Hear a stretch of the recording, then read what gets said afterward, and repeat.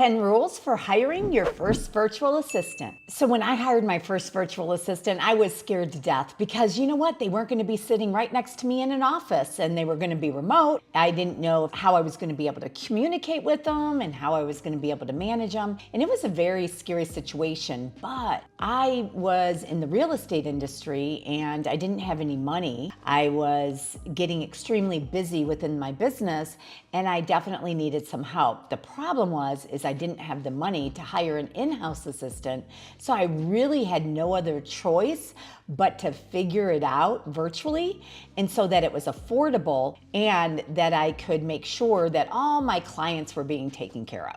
So I figured it out, and this is what I did. The first thing that I did is I went through an entire week of everything I did every single day. About every 15 minutes, anytime I started a new task, I would write it down. Over the week, I probably had about 200 different things that I did, and I went line by line and said to myself, what do I really not need to be doing? The things that I knew that I did need to do is obviously work with clients, so working with buyers and sellers. I needed to be in charge of my own marketing. I didn't need to actually be the one who was implementing the marketing, but I needed to come up with the marketing ideas. I needed to come up with the things that I wanted to try, and then I could use an assistant to help me get those things implemented.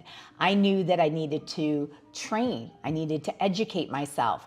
If I'm hiring, I needed to be in charge of hiring and training. Once I was able to figure out everything that I was doing and then go line by line on all the things that I really didn't need to do, then I could start to make a job description and start to give away those things and hire my first assistant. So the first assistant that I hired was an administrative assistant that actually took a lot of this off my plate. Then what I needed to do is how was I going to hire them and how was I going to get them trained? The first thing that I needed to do is all I did is use Zoom or Loom, and what you can do is record everything that you're doing. So for example, when I would input a new listing into the multiple listing service, I would just take Zoom and record myself actually doing it by sharing my screen and going step by step through the process. It's gotten a lot better in technology today, but the first thing is just recording yourself, and then your virtual assistant can help you put it into writing the step-by-step process. So rule number 2 is setting really clear expectation. While you're building out the job description, you can really think of what those clear expectations are. So for me, communication is number 1. My clear expectation is while you're working, you need to respond to me within 5 minutes. The communication has to be there.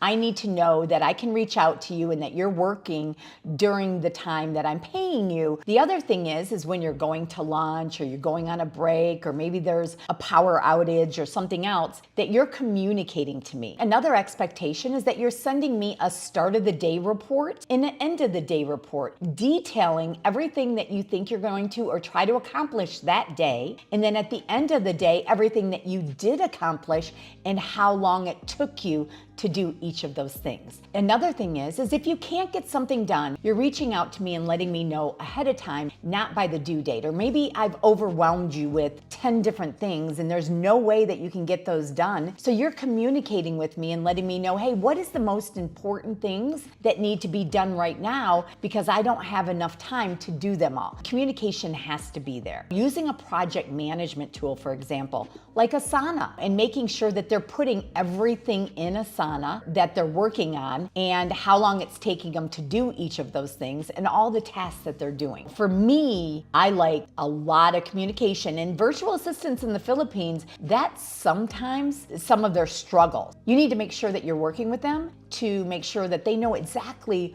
what your expectations are and how to win with you. A couple things for me that are really important is number 1, not wasting my time, and number 2, not stealing from me. And what I mean by stealing from me, I mean stealing time. I want to make sure that if you're working for me 8 hours a day, that I'm getting 80% of that day, besides your break, that you're actually working and accomplishing things at a high level. A lot of the times what I find with virtual assistants is that whoever is the business owner or the manager of the virtual virtual assistants, they do not communicate well and they do not set the expectations from the get-go, and then they have problems. So a lot of the time that there's problems with virtual assistants, I find, is because of the lack of the communication from the business owner or from the manager of the virtual assistants. The other thing is I require if they want time off, PTO, paid time off, we give them earn the time, they get up to 2 weeks off, and I require that they ask for that at least 2 weeks before. We also give them 4 holidays. How much ahead of time do you need to know if somebody needs to take off? Is there certain days that do not want them to have off? Are there certain holidays that you don't want them to have off? Sometimes they do have power outages. How is that going to be handled? Do they have a backup system? So we require ours to have a backup system. If they're out or they have a power outage, what is going to happen? Like on our team, because we have a lot more than one virtual assistant, everybody's cross-trained. And then if they're out, they need to set up the person that's going to cover them. And how is that going to look? You know, again, it's all about expectations and communication. Rule number 3 is finding the right personality fit. To do that, you can use the DISC personality, for example, a high D, which is most business owners are high Ds, which they want things done now, they want things done fast, and they want things done right. They don't want their time wasted, they want to be able to trust somebody, and they don't want to micromanage people. That's usually a high D personality. You're going to need somebody with possibly a high C personality, but remembering a high C personality, they're going to work a lot slower than, for example, than I want them necessarily to work, but they're going to be very detailed along the way. An S personality is a person that I love because they work very well with me in my craziness of my high D personality. The high S personality is awesome. They can usually take a lot of things that you throw at them at a time. They never get real crazy about it. They don't get real high or real low, and they're very stable with their personality, and I love that. For me, I like the administrative assistant to maybe even have a little more S than C, even though I need them to be really detailed, but I want them to work a little bit faster than your really high C personality. So you got to kind of figure out what your needs are and then what personality fit is going to be for that position and for you. Other people that have maybe a high S personality, they are okay with a really high C personality that takes a lot longer and are more detailed, and they're okay with that. With me, that's a little bit hard because I want them to work faster and they don't like to work faster. You have to figure it out. And then a high I personality are your salespeople. They're not detailed.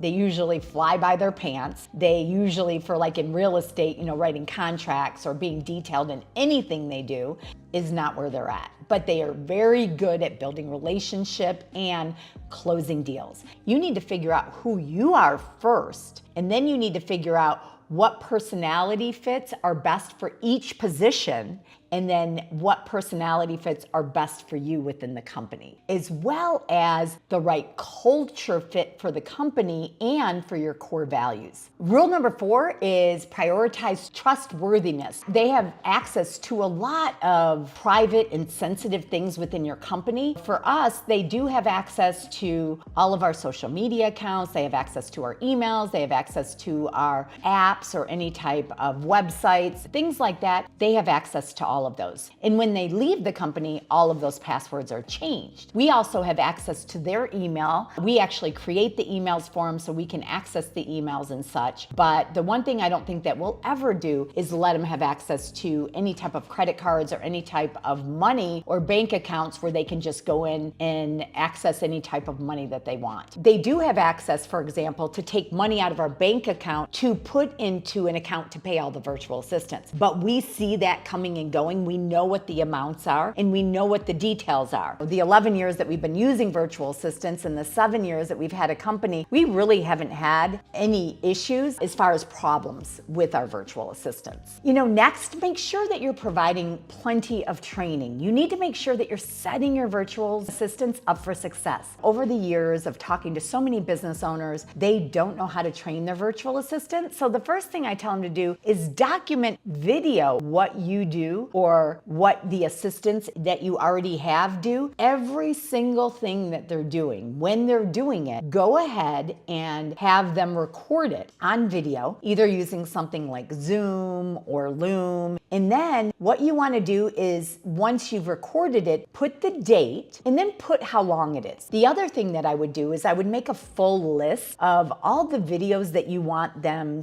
to watch, and then have them recap the video. Give me 10 points of what you learned from that video.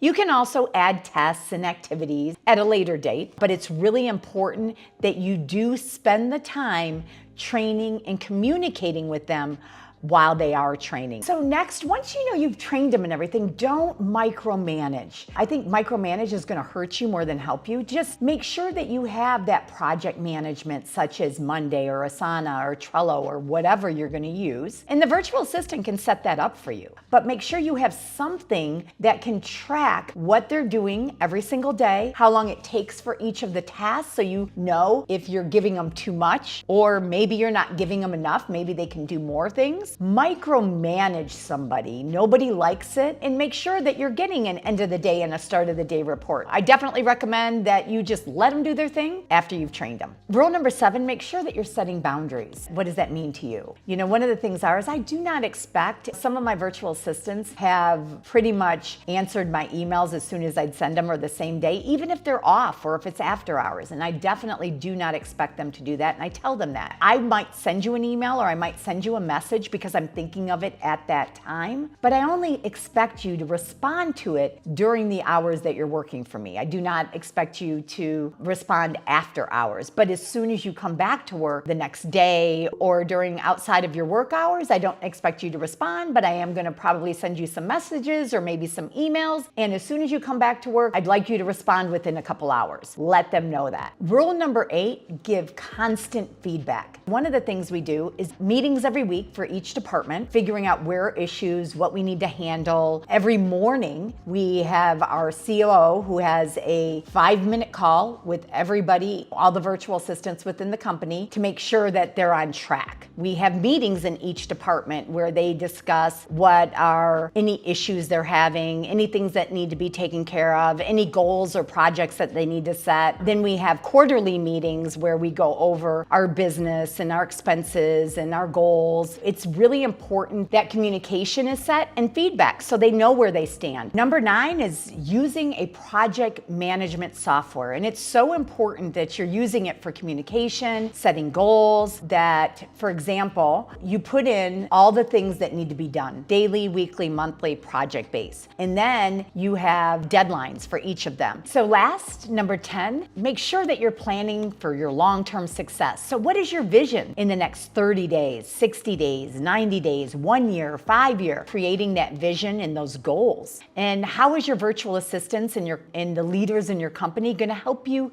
get there? So there you have it. Those are the 10 things that I recommend that you do to hire your first virtual assistant. If you have any questions, or if you want me to make any videos on things that you're having a hard time with, or you just want to reach out and chat about virtual assistants, go ahead and ask us in the comments below, and we'd be happy to help you with hiring your first virtual assistants as well. Thanks for watching, and see you next time.